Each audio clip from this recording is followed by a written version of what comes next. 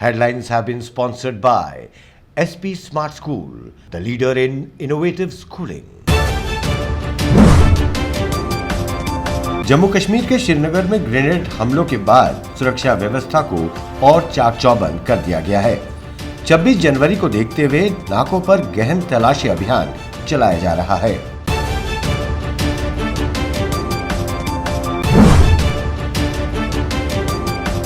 श्रीनगर के अनंतनाग में आतंकियों ने सीआरपीएफ पार्टी पर फिर ग्रेनेड हमला किया है। हमले में एक आम राहगीर जख्मी हुआ, जिसे तुरंत अस्पताल इलाज के लिए भर्ती कराया गया। कश्मीर घाटी में पिछले 10 दिनों में ये 5वां ग्रेनेड हमला था।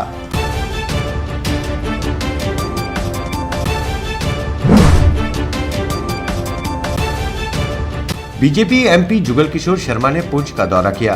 दौरे के दौरान उन्होंने पुंछ में बीजेपी के दफ्तर का उद्घाटन किया व कार्यकर्ताओं के साथ बैठक की।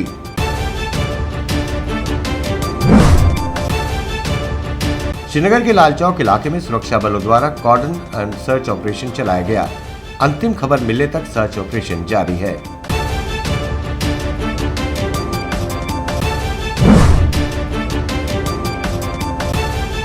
टीएमसी अध्यक्ष और पश्चिम बंगाल की मुख्यमंत्री ममता बनर्जी लोकसभा चुनाव से पहले विपक्षी दलों की एकजुटता दिखाने के लिए शनिवार को कोलकाता में महारैली कर रही हैं। रैली में कांग्रेस, बसपा, रांगपा सहित 20 से ज्यादा दलों को न्योता भेजा गया है। इनमें से 11 पार्टियों के नेता पहुंच चुके हैं। ममता इस रैली को भाजपा के लिए आम चुनाव में मौत की दस्तक बता चुकी हैं।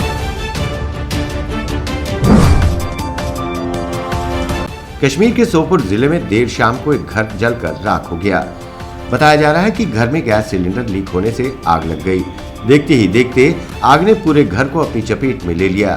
हालांकि बाद में दमकल विभाग के कर्मचारियों ने आग पर काबू पाया। उसको आग हुई, ये डर गया और उसने वहाँ, इसको कुछ समझ में नहीं मैं क्या करूँ। यहाँ जो लोकल्स थे, जवान बाहर थे, खड़े थे सड़क पे, उन्होंने देखा कि मकान जल रहा है, ये क्या हुआ। अंदर गया, इन्होंने सबसे पहले इनके जो आल अयाल थे, बेटी थी, इसकी बीवी थी, खुद था, इनको बाहर निकाला। बाद में इन्होंने बहुत ताकत से खुद गैस पर निकाली। फायर सर्विस अवेलेबल नहीं था, उन्हें कुछ नहीं किया। ये जवानों ने खुद मकान, दो स्टोरी मकान सारा। कर्नाटक के सियासी नाटक में एक नया मोड़ आया है। सूबे में राजनीतिक हलचल के बीच भारतीय जनता पार्टी के प्रदेश अध्यक्ष बीएस येदियुरप्पा ने पार्टी के सभी विधायकों को वापस बेंगलुरु बुला लिया है। कर्नाटक में विधायकों की खरीद फरोख्त की खबरों के बीच इन बीजेपी विधायकों को राष्ट्रीय राजधानी के सटे गुरुग्राम के एक 7 सितारा होटल में शिफ्ट किया गया था।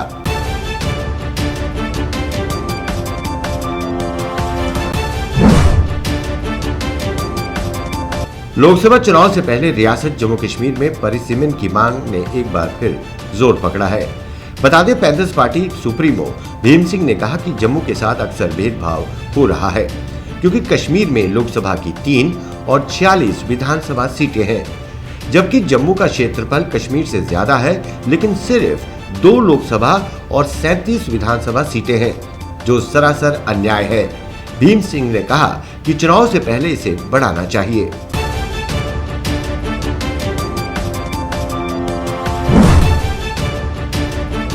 2019 लोकसभा चुनाव के मद्देनजर चुनाव आयोग ने अपनी प्रक्रिया शुरू कर दी है। मार्च के पहले हफ्ते लोकसभा चुनाव कार्यक्रम की घोषणा हो सकती है। इस बार देश में आम चुनाव 6 से 7 चरणों में होने की संभावना है।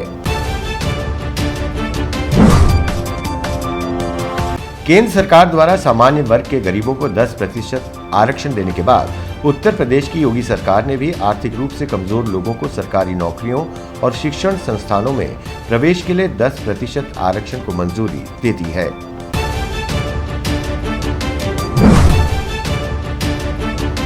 कोलकाता में शनिवार को एक तरफ विपक्ष के महागठबंधन की महारैली चल रही थी, तो दूसरी ओर दादरा और नगर हवेली की राजधानी सिलवासा में प्रधानमंत्री नरेंद्र मोदी महागठबंधन पर हमला बोल रहे थे।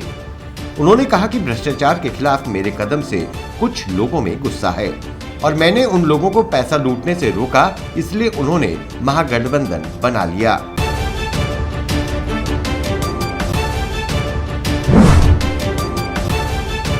ममता बनर्जी ने कोलकाता में विपक्षी राजनीतिक दलों की महारैली को संबोधित किया। इस रैली का उद्देश्य केंद्र की मोदी सरकार को हटाना और विपक्ष की शक्ति प्रदर्शन है। वहीं ममता बनर्जी ने बोलते हुए कहा कि हमारे गठबंधन में सभी नेता हैं। भाजपा चाहे जितना कहे, उसके अच्छे दिन अब आने वाले नहीं हैं। अच्छे दिन अब कभी नहीं आने वाले हैं। आप लोगों ने किसी की परवाह नहीं की, आपने मौका खो दिया।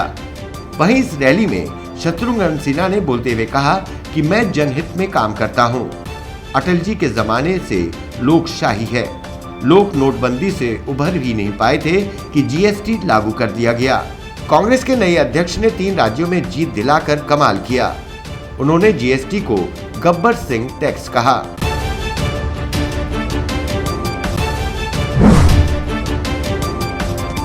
लोकपाल और लोकायुक्त की मांग को लेकर 30 जनवरी से भूख हड़ताल शुरू करेंगे। वरिष्ठ समाज सेवी अन्ना हजारे 30 जनवरी से एक बार फिर लोकपाल और लोकायुक्त नियुक्ति की मांग को लेकर भूख हड़ताल शुरू करेंगे।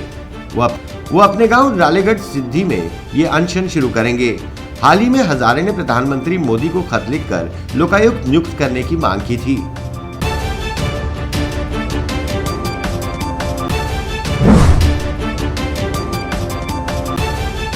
कोलकाता में फारूक अब्दुल्ला ने फिर ईवीएम को कोसा और कहा कि ये चोर मशीन है। उन्होंने कहा कि मैं मुसलमान हूं और मुझे भारत से, अपने देश से प्यार है। भाजपा के खिलाफ अपना हमला जारी रखते हुए उन्होंने कहा कि भगवा पार्टी 3 तलाक विधेयक के लिए तो संसद में खड़ी हुई, लेकिन महिला आरक्षण विधेयक उसने पारित नहीं होने दिया। आगामी लोकसभा चुनाव में संयुक्त विपक्ष की वकालत करते हुए उन्होंने कहा कि चुनाव परिणाम आने के बाद फैसला हो सकता है कि प्रधानमंत्री कौन होगा।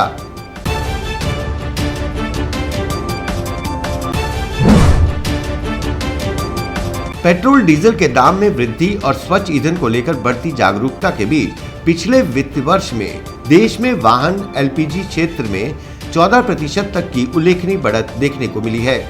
उद्योग से जुड़े एक संगठन ने ये दावा किया है।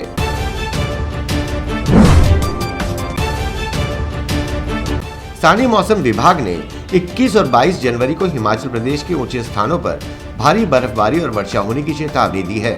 हालांकि राज्य के अधिकतर हिस्सों में शनिवार को तापमान में मामूली सुधार हुआ। शिमला मौसम विभाग केंद्र के निदेशक मनमोहन सिंह ने कहा कि लाहौल स्पीति का प्रशासनिक केंद्र केलांग राज्य का सबसे ठंडा स्थान रहा, जहां तापमान 0 से 5.2 डिग्री सेल्सियस नीचे दर्ज किया गया। उन्होंने कहा कि किन्नौर के कल्पा में न्यूनतम तापमान 0 से 1.8 डिग्री सेल्सियस कम दर्ज किया गया।